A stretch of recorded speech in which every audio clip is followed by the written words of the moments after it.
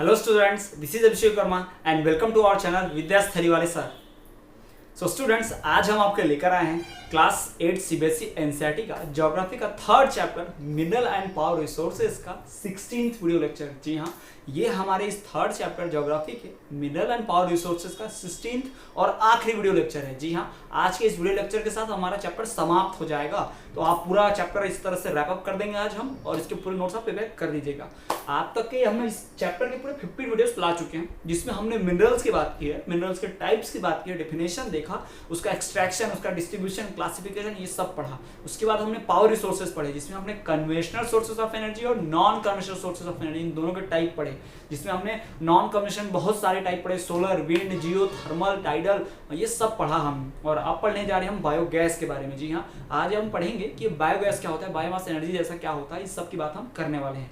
तो आज का वीडियो बहुत ज़्यादा अमेजिंग और इंटरेस्टिंग होगा। वीडियो के एंड तक बने रहिए। ये पूरे चैप्टर्स के जितने भी वीडियोस हैं, ये सारे आप साइंस रीडेड कर सकते हैं, पूरा का पूरा आपके साइंस की बुक में है। तो आपको आगे का साइंस समझने में, हायर क्लासेस का, साथ ही साथ इस ईयर का भी, करंट ईयर का भी आपको समझने में बहुत हेल्प होगा अगर आप ये वीडियो लेक्चर पूरा देखते हैं। तो चलिए बिना किसी देरी के आज के इस अमेजिंग वीडियो को हम शुरू करते हैं। सो स्टूडेंट्स, हम बात करने वाले हैं बायोगैस की। जी हाँ, बायोगैस क्या होता है, उसे कैसे इस्तेमाल करते हैं, कैसे जनरेट करते हैं, ये सब हम डायग्रामेटिकली साथ ही साथ थ्योरेटिकली भी समझेंगे। ये कैसे इन्वायरमेंट के लिए फायदेमंद है, कैसे इन्वायरमेंट को नुकसान नहीं पहुंचाते, ये सारी चीजें हम पढ़ेंगे। यानी कि इसके डिसएडवांटेज और एडवांटेजेस की भी बात करेंगे। जैसे अभी तक हमने सारे non conventional sources of energy, solar, wind, tidal, geothermal, इन सब की जिस तरह से हमने बात की है, बिल्कुल उसी तरह से बायोगैस की भी हम बात करने वाले हैं। क्या होता है बायोगैस, कैसे जनरेट किया जाता है, सब। तो चलिए सबसे पहले हम इसका डायग्राम बनाते हैं कि बायोगैस जनरेट कैसे होता है, इसको डायग्रामेटिकली समझाते हैं। तो एज यूजुअल जैसा आप जानते हैं, हमारा डायग्राम उतना खतरनाक तो है नहीं, लेकिन फिर भी जैसा हो आप समझने की कोशिश कीजिए। ठीक, तो गेस कीजिए क्या बना रहे हैं। तो ये बना रहे हैं टैंक। क्या गेस करना हमें बता देते हैं, है ना। तो ये है टैंक। क्या है ये? टैंक। ये बायोगैस ना, याद रखिए कि ये काऊ डंग, एनिमल डंग, इससे बनता है। यानी कि जो भी वेस्ट मटेरियल होगा ना, इसमें घास फूस कचरा भी डाला जा सकता है, सब्जियों के छिलके, है ना। बायोगैस नाम है ना, बायोलॉजिकल चीजें होंगी जो नेचुरल होंगी, जिनके अंदर जान होती है ना। जैसे कि लकड़ी हो गया, घास फूस पत्ते हो गए, सब्जी के छिलके हो गए, ये सारा चीज इसमें डाला जा सकता है। काऊ डंग, एनिमल डंग, है ना, ये सब डाला जा सकता है। इससे क्या होगा, बनेगा, इससे बायोगैस बनेगी। तो सबसे पहले तो आप देखिए क्या है, टैंक है। What is this? It's a tank. सबसे पहली बात ये टैंक है। और ये टैंक ना जमीन के नीचे होता है। कैसा होता है ये? जमीन के नीचे। याद रखिएगा, ये टैंक जो है ये जमीन के नीचे बनता है। अब ये क्या बना रहे हैं हम आपको ये भी बताते हैं, अच्छे से भी पूरा क्लियर करके बताते हैं। बस अब देखिए डायग्राम किस प्रकार से बना, बड़ा इजी डायग्राम है, बहुत अच्छा, है ना। इस तरह से आप देखिए टैंक है, टैंक समझ में आ गया होगा आपको। ठीक, और फिर यहाँ से एक और ऐसा पोर्शन होता है, एक और होता है यहाँ से। ठीक, ये देखिए टैंक में ये एक और पाइप सेक्शन जुड़ा हुआ है, सेक्शन 5, ये पाइप सेक्शन जो भी बोले आपको जुड़ा हुआ है इससे, हमारे गैस टैंक से। इसको गैस टैंक बोलते हैं। क्या बोलते हैं इसको? Gas tank. ये भी आपको बता के पूरा क्लियर। ये डायग्राम में बहुत गड़बड़ी हो रहा है भाई, देखिए पहले बता चुके हम, कोई पेंटर बहुत खतरनाक तो हम है नहीं, बट जो भी है काम चला लीजिए। हाँ, तो ये देखिए इस तरह से चैम्बर बने होते हैं।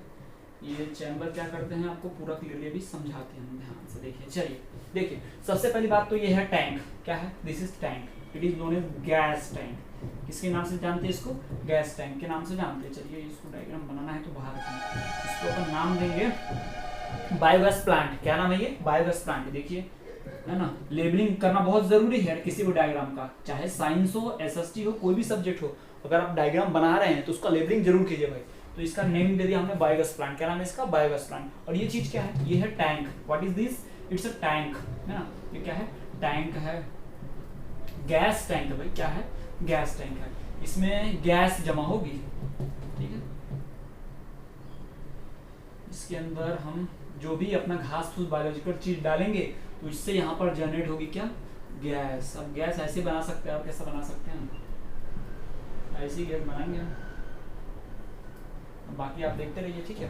तो अब यहाँ से डालते हैं इसमें स्लरी। ये स्लरी क्या होता है, चलिए आपको बताते हैं। इसमें डालते हैं स्लरी, इसको बोलते हैं इनलेट। इनलेट मतलब इनपुट वाला, अंदर डालते हैं। स्लरी क्या होता है, काऊ के डंग को, एनिमल के डंग को, यानी गाय का गोबर, जो भी सब गोबर होगा उसको पानी में मिला के गाढ़ा एकदम बना देते हैं, शरबत जैसा तो नहीं बट उसको गाढ़ा बना देते हैं। यानी गाय का जो गोबर होता है, जो भी एनिमल डंग होता है, उसमें पानी डाल के थोड़ा सा नमक या कुछ और केमिकल से डाल के उसको गाढ़ा जैसे एकदम बना देते हैं। कैसे आटा गूंथा जाता है तो आटा तो टाइट रहता है, एकदम घोल जैसा है ना, सेमी सॉलिड लिक्विड है ना, दही जैसा गाढ़ा कर दिया जाता है और फिर उसको इसमें डाल दिया जाता है चैम्बर में ना। क्या करते हैं, इस चैम्बर में ऐसा डाल देते हैं स्लरी को, ठीक। अब ये इसके अंदर जाता है। अब ये देखिए, ये हमारा लैंड है, जमीन के नीचे है टैंक, या देखिए जमीन के नीचे है, थोड़ा सा पोर्शन बस जमीन के ऊपर है, ठीक है, ठीक। तो बस थोड़ा सा चैम्बर जमीन के ऊपर है। और यहाँ पर जब ये अंदर जाएगा तो क्या होगा, जो भी गोबर है उसके अंदर जो भी हमने सब्जी के छिलके डाले हैं, प्लांट्स के पत्ते हैं, ट्रीज के पत्ते हैं, जो भी बायोलॉजिकल चीज है अंदर जाएगा, सड़ेगा, डिकम्पोज होगा, उसमें कीड़े पैदा हो जाते हैं। गोबर होता है तो कीड़े होते हैं, आपको पता है ना। ये डिकम्पोजिशन होगा, सड़ना शुरू होगा, रिएक्शन शुरू हो जाएगी। और जब रिएक्शन होगा, जब सड़ेगा, आप ऐसे देखते हैं कोई भी सड़ी चीज बदबू देती है, स्मेल आती है अजीब सी, गोबर से भी अजीब सी स्मेल आती है, सारा जो है ना वो गैस का स्मेल है। अब वो गोबर का स्मेल नहीं, उसके अंदर जो गैस है ना उसका स्मेल है। तो वो जो गैस निकलेगी है ना, वो इस टैंक में यहाँ ऊपर जमा होगी। हम जब चाहें तो उस गैस को इस्तेमाल कर सकते हैं। ये गैस बड़ा एलपीजी की तरह इस्तेमाल होता है। ये गैस लाइट जलाने के लिए, इलेक्ट्रिसिटी के लिए बहुत इस्तेमाल होता है। जी हाँ, तो बायोगैस बहुत काम की चीज है। इसको गोबर गैस के नाम से भी जानते हैं, गोबर गैस के नाम से बड़ा फेमस है। तो अब सवाल ये आता है कि इस गोबर में से जो गैस निकल गई वो तो हमने इस्तेमाल कर लिया एक नंबर बढ़िया से, है ना, उसको एलपीजी के रूप में इस्तेमाल कर लिया, इसको सिलेंडर में भर लिया। यहाँ हम क्या कर सकते हैं, अपना एक सिलेंडर लगा सकते हैं, कुछ ऐसा रहता है सिलेंडर, वो भी डायग्राम अपना तो खतरनाक है नहीं, पर जो भी ये काम चलाइए ना, ये एचपी का सिलेंडर है ना, या इंडियन का जो भी सिलेंडर आपको बनाना है आप बनाइए, ठीक। तो ऐसा रहता है यार, चलो ठीक है, ये सिलेंडर है, ठीक। अब इसको सिलेंडर से पाइप से जोड़ दो, ठीक, जोड़ दो, और फिर इससे चूल्हा ला के बना सकते हैं। गैस सिलेंडर में इसको भर लेंगे हम, ठीक। तो ये यहाँ पर देखिए, अब सवाल ये आता है कि हमने जो गोबर डाला स्लरी के फॉर्म में, अब स्लरी क्या होती है, जब गोबर को घोल दिया था, पानी में गाढ़ा बना दिया था ना मिक्स करके, तो उसको क्या बोलते हैं, स्लरी बोलते हैं। स्लरी डाल दी जाती है टैंक में, टैंक में नीचे सड़ता है, डिकम्पोज होता है, रिएक्शन होती है, तो कुछ गैसेस निकलती हैं। वही गैस क्या कहलाती है, बायोगैस कहलाती है। क्या कहलाती है वो, बायोगैस, है ना। यही क्या है, हमारा बायोगैस है। This is the required biogas, जो हमें चाहिए, वही तो अपना बायोगैस है, जिससे हम क्या करेंगे, एक पाइप के थ्रू अपने सिलेंडर में जमा कर लेंगे और उससे हम खाना पका सकते हैं बढ़िया से, ठीक है। और चलिए बात करते हैं दूसरा, कि अभी जो गोबर बच गया इस तरीके फॉर्म में, गैस निकलने के बाद जो बच गया उसका क्या होगा भाई, उसको किस काम आने वाला है। तो ये जो गैस होता है, ये जो गोबर बच जाता है ना, इसको इस्तेमाल करते हैं मैन्यूर के फॉर्म में। मैन्यूर समझता है ना आपको, खाद। जी हाँ, गोबर खाद बहुत सही होती है खेतों के लिए, बहुत बेस्ट होती है ना। ये तो आउटलेट चेम्बर है, कौन सा चेम्बर है, आउटलेट है, बाहरी चेम्बर है ना, इससे बाहर निकलता है। तो ये आप समझ पा रहे हैं किस तरह से हमने स्लरी बनाई, किस तरह से ये सब बाहर निकला, मैन्यूर मिला किसानों को। तो यहाँ पे आपको दो फायदे दिख रहे हैं, दो एडवांटेज सीधा से क्लियर। गैस तो मिल ही रही है बायोगैस, साथ ही साथ मैन्यूर भी मिल रहा है किसानों को। अब देखिए, जो किसान होगा उसके पास बैल होते हैं, गाय भैंसे होती हैं, तो उसको काऊ डंग वगैरह लाने जाने की जरूरत है क्या, नहीं, यानी उसको ये भी मिल गया। अब गाय भैंस पालेगा तो दूध भी मिलेगा, साथ ही साथ बायोगैस भी मिलेगा, और साथ ही साथ मैन्यूर भी मिलेगा। तो कितना एडवांटेज है, कितना फायदा है, कितना बेनिफिशियल बिजनेस है, आप देख सकते हैं ना।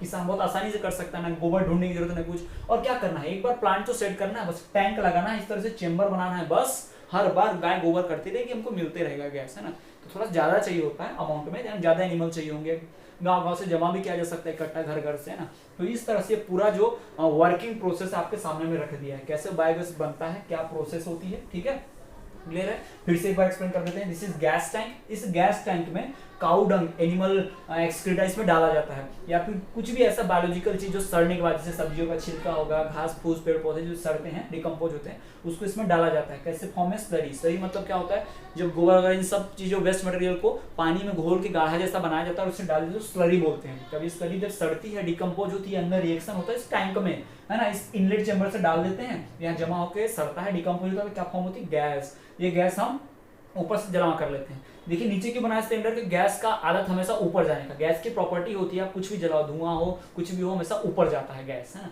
तो अभी गैस ऊपर चला आएगा, तो क्या होगा, इसको हम जमा कर लेंगे। अभी जो बच गया हमारे पास स्लरी, जो इसमें से गैस निकल गई, वो किस काम आएगा, हमारे मैन्योर, खाद के काम आएगा। उसका बहुत सारा मैन्योर बनाया जा सकता है, ठीक। तो आउटलेट में से निकाल लेंगे, तो हमारा गैस चैम्बर है। ये हमारा पूरा बायोगैस का प्रोसीजर है। आप डायग्राम बना लीजिए, चाहे तो स्क्रीनशॉट ले लीजिए, आपकी बुक में भी मिलेगा। अब हम बात कर लेते हैं इसको थ्योरेटिकली, थोड़ा समझ लेते हैं सिस्टमेटिकली, थ्योरेटिकली कैसे ये वर्किंग होता है, क्या प्रोसेस है, चलिए समझते हैं। So students, let discuss about some factual things about biogas. जी हाँ, हम सम फैक्चुअल बात कर लेते हैं, कुछ बातें कर लेते हैं फैक्ट जो बायोगैस के बारे में।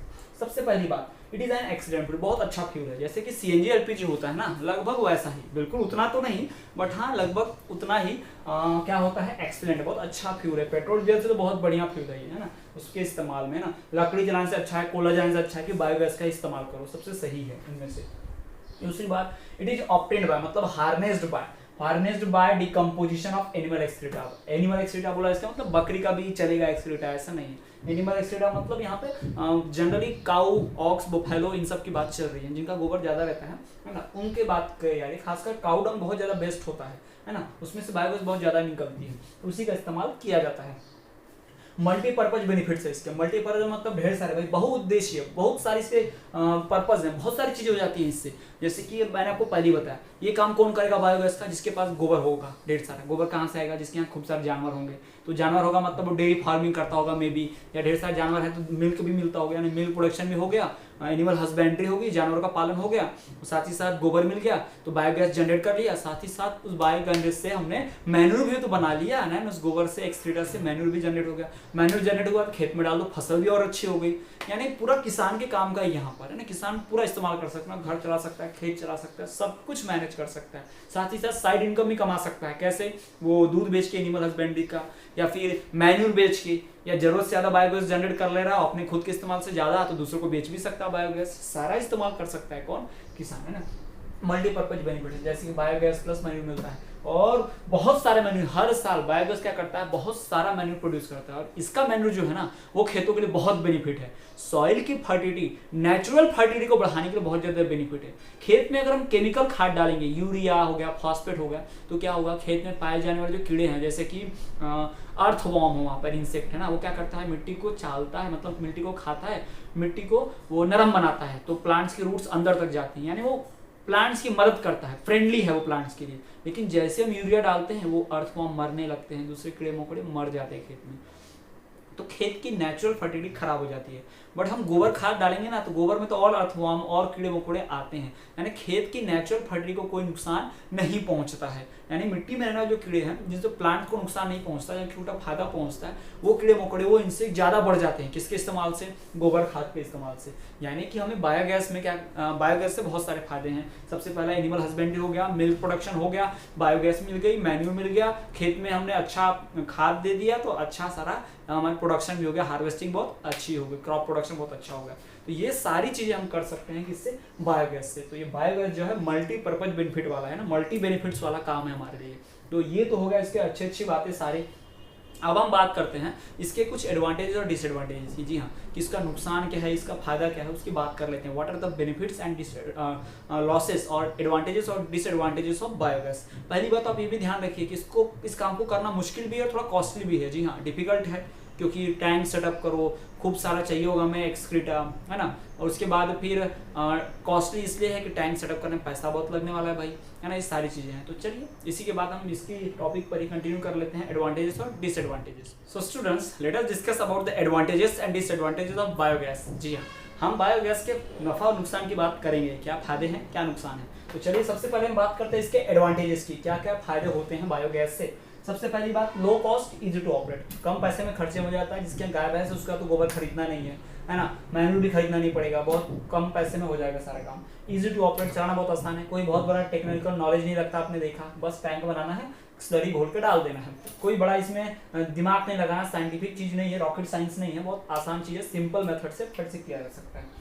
दूसरा, मेक यूज ऑफ बायोवेस्ट। वैसे ही बायोलॉजिकल कचरा यानी कि गोबर हो गया या सब्जियों के छिलके हो गए, घास फूस हो गया, सब सड़ के खराब होता ही है ना, तो उसका हम अच्छा इस्तेमाल कर सकते हैं बहुत सही। किससे, इस बायोगैस से। बायोगैस जनरेट होगा, मैन्यूर जनरेट होगा, साथ ही साथ इस बायोवेस्ट का हम बहुत अच्छा इस्तेमाल भी कर लेंगे। ये सबसे बढ़िया बात हो गई इसकी। यानी दो एडवांटेजेस हैं इसके, एक तो लो कॉस्ट है, यानी कम पैसा लगता है, है ना। दूसरा इजी टू ऑपरेट, बहुत आसान है, कोई रॉकेट साइंस, कोई बहुत बड़ा टेक्निकल नॉलेज, कोई साइंटिस्ट नहीं चाहिए इसको बनाने के लिए, खुद से भी किया जा सकता है आसानी से। दूसरी बात, make uses of best use of biogas, है ना। बायोगैस जो होता है उसका बहुत अच्छा इस्तेमाल किया जा रहा है। जो भी कचरा फचरा निकलने वाला है बायोलॉजिकल, जो वेस्ट होने से फेंकने ही वाले हैं, लोग गंदा समझते हैं, जिसको बेकार समझते हैं, किसी काम का नहीं है गोबर, है ना, किसी काम का नहीं सब्जी के छिलके, तो वो गलत है, उसका हम इस्तेमाल कर सकते हैं इस तरह से बायोगैस जनरेट करने में।